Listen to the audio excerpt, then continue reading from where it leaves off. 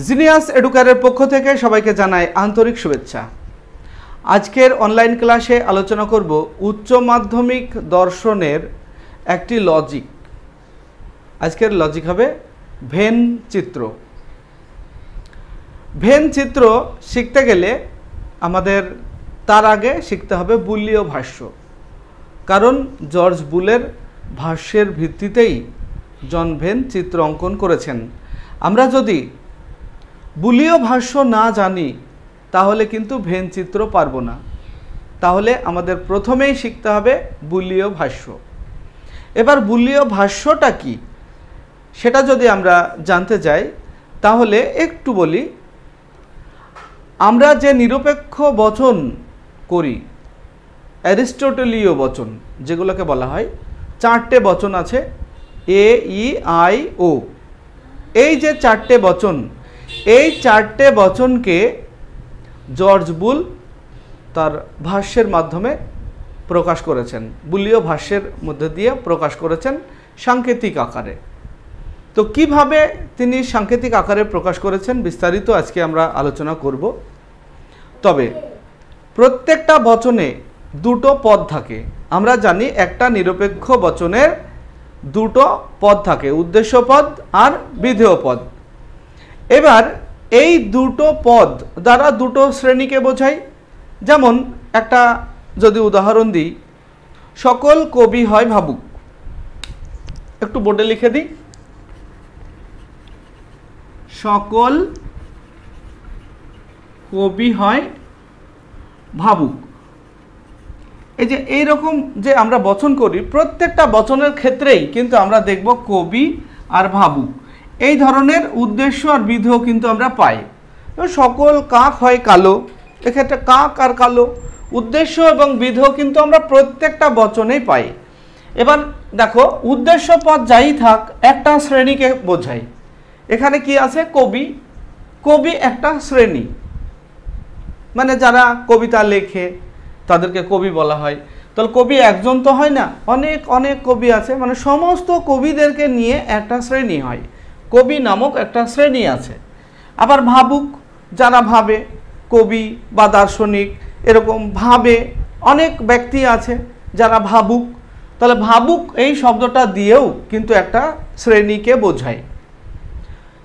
এবার এই শ্রেণীগুলিকে আমরা যে বচন ব্যবহার করি, সমস্ত বচনেই আমরা জানি একটা বচনে দুটো করে পদ থাকে। তাহলে সকল কাক হয় কালো যখন বলছি, তখন আমরা কাক আর কালো দুটো শ্রেণী পাচ্ছি।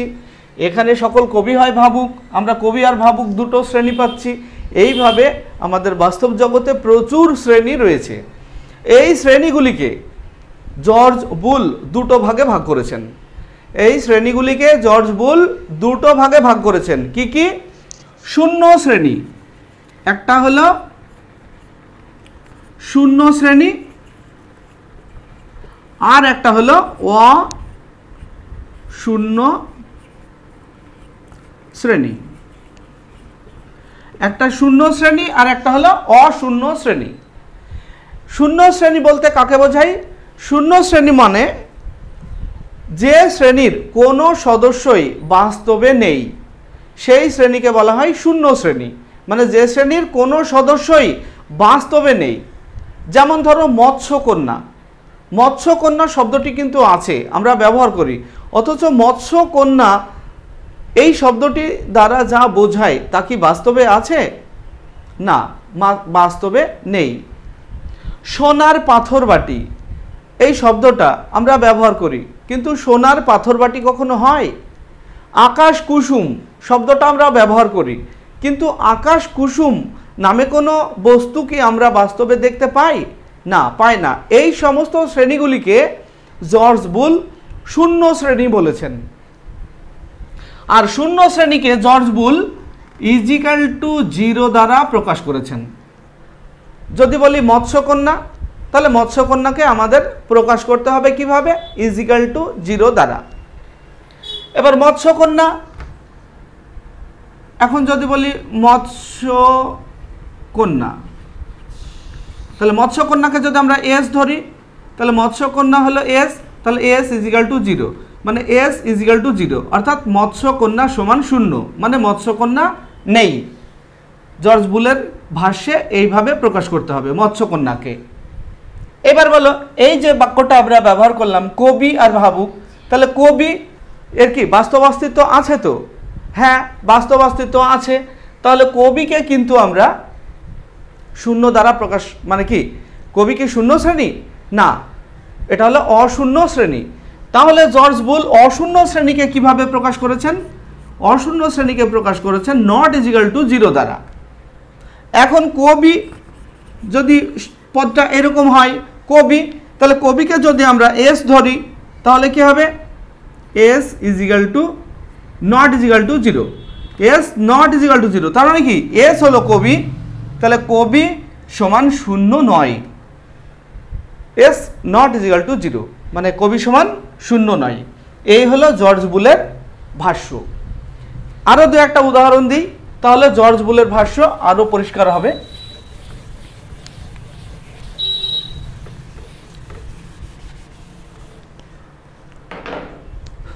এখন যদি আমরা বলি ভূত আছে, ভূত আছে, ভূত আছে যদি আমরা বলি তাহলে কি সেটা শূন্য না অশূন্য? আছে মানে আছে। আর যদি বলি নেই, নেই মানে নেই, নেই মানে শূন্য, তাহলে এখানে আছে। তাহলে ভূতকে আমরা যদি এস ধরি, মানে এখানে ধরা যাক ভূত, এইভাবে করবে তোমরা, ভূত এস, মানে আমরা ভূতকে এস ধরলাম। তাহলে ভূত যদি এস হয় তাহলে বুলীয় ভাষ্য কি হবে? বুলীয় ভাষ্য হবে এস নট ইজিক্যাল টু 0। যদি নেই বোঝায় তাহলে ইজিক্যাল টু 0, আর এখানে আছে বোঝাচ্ছে ভূত আছে, মানে বুলীয় ভাষ্য হবে কি? এস নট ইজিক্যাল টু 0, মানে এস মানে ভূত, ভূত সমান 0 নয়, তার মানে কি ভূত আছে। এবার বাক্যটা যদি এইরকমই থাকে, ভূত, আমি পাশে লিখছি ভূত নেই, এবার ভূত নেই, পরীক্ষায় যদি থাকে ভূত নেই, তাহলে কি করবে? ভূতকে এইভাবেই ধরা যাক এস, ভূত সমান এস আমরা ধরে নিলাম, তাহলে বুলীয় ভাষ্য কি হবে? এস ইজিক্যাল টু 0, তার মানে কি এস হলো ভূত ইজিক্যাল টু 0, মানে কি ভূত সমান 0, মানে ভূত নেই। যখন নেই বোঝাবে কোনো কিছু তখন আমরা ইজিক্যাল টু 0 দ্বারা প্রকাশ করব, আর যখন আছে বোঝাবে তখন নট ইজিক্যাল টু 0 দ্বারা প্রকাশ করব। এই হলো জর্জ বুলের বুলীয় ভাষ্য। এবার জর্জ বুলের এই বুলীয় ভাষ্য যে 4টে নিরপেক্ষ বচন আছে, এ ই আই ও, 4টে নিরপেক্ষ বচনের উপরে জর্জ বুলের ভাষ্য আমি আগামী ভিডিওতে দেব। তবে আজকে আমি ভেন চিত্র তোমাদেরকে বুঝিয়ে দেব এইটুকুর উপরেই, মানে সিঙ্গেল পদের উপরে আজকে তোমাদের আমি ভেন চিত্র বুঝিয়ে দেব। আচ্ছা, আমি এখানে এই উদাহরণের উপরেই ভেন চিত্রটা করে দিচ্ছি। তবে জর্জ বুলের এই ভাষ্যগুলির ভিত্তিতে আবার চিত্রের সাহায্যে প্রকাশ করেছেন। কিভাবে? জন ভেন এই যটা পদ থাকবে ভূত, এর আগে বললাম সকল কবি হয় ভাবুক, কবির জন্য আলাদা একটা বৃত্ত নিতে হবে, ভাবুকের জন্য আলাদা একটা বৃত্ত নিতে হবে, মানে দুটো পদের জন্য দুটো বৃত্ত নিতে হবে। কিন্তু এইখানে একটাই পদ আছে, ভূত আছে, তার জন্য কি করব? আমরা একটাই বৃত্ত নেব। এই বৃত্তটার নাম হলো কি? ভূত, মানে এস। আমরা সংকেতে প্রকাশ করেছি কি দ্বারা? এস দ্বারা। তাহলে এই চিত্রটা, মানে এই যে বৃত্ত, এটার নাম হলো এস। এটাকে আমরা আয়তক্ষেত্রের মধ্যে রাখব। এইবার এখানে একটা জিনিস তোমাদের মনে রাখতে হবে, সেটা হলো জর্জ বুলের যে ভাষ্য, সেখানে যদি ইজিক্যাল টু থাকে তাহলে এরকম ছায়া চিহ্ন দিতে হয়। ইজিক্যাল টু থাকলে এরকম ছায়া চিহ্ন হয়, এটাকে ছায়া বলা হয়। আর যদি নট ইজিক্যাল টু থাকে তাহলে একটা ক্রস চিহ্ন দিতে হয়। মানে নট ইজিক্যাল টু এই আকারের উপরে যদি আমাদের ভেন চিত্র হয় তাহলে ক্রস চিহ্ন হবে, আর যদি ইজিক্যাল টু এর উপরে চিত্র প্রকাশ হয় তাহলে ছায়া হবে।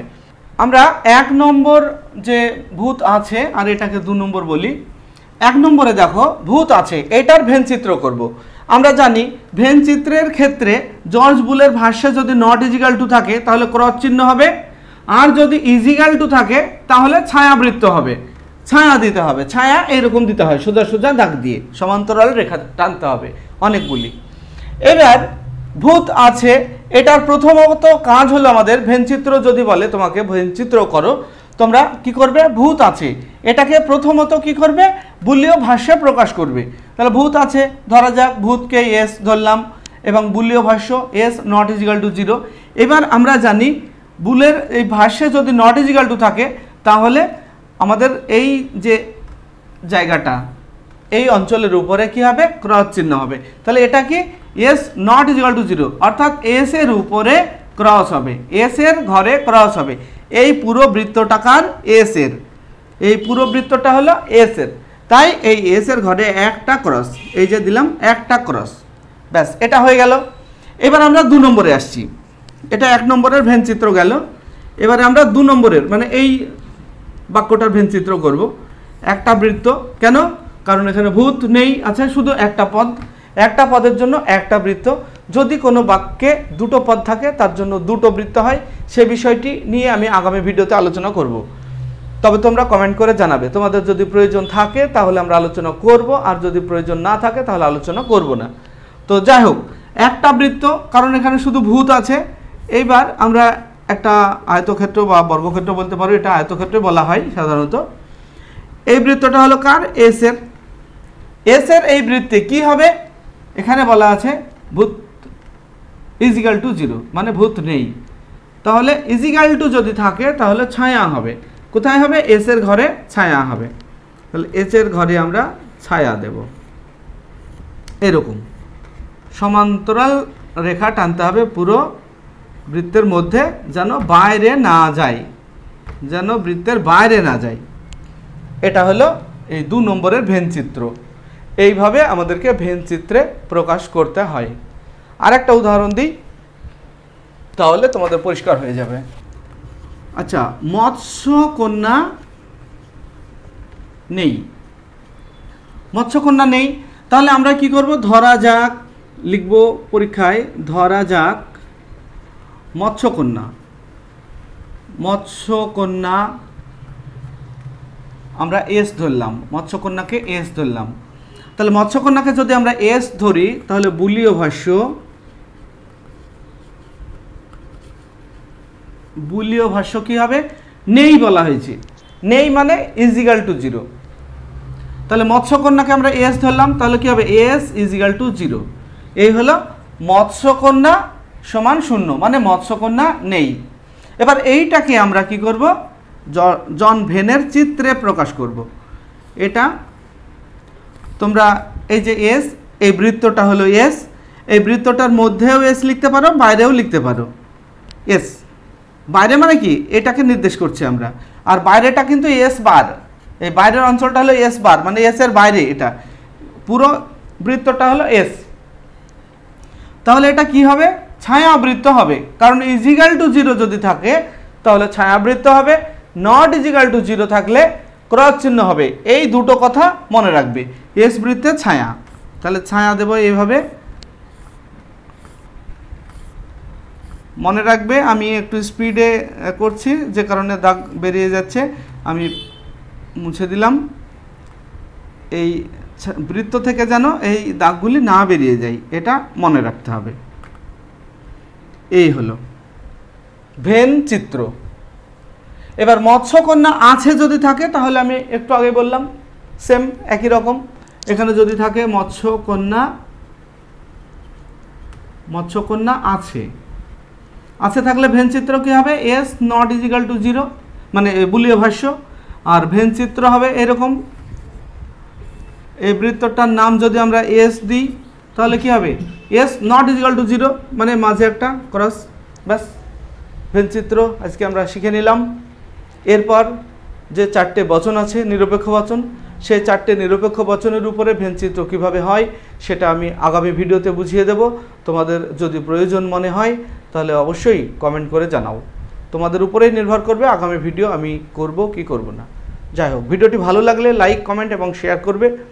আর আমাদের চ্যানেলটি যদি এখনও সাবস্ক্রাইব না করে থাকো তাহলে অবশ্যই চ্যানেলটিকে সাবস্ক্রাইব করে নেবে। আসছি পরবর্তী ভিডিও নিয়ে, সেই পর্যন্ত সবাই ভালো থাকবে, সুস্থ থাকবে। Bye bye.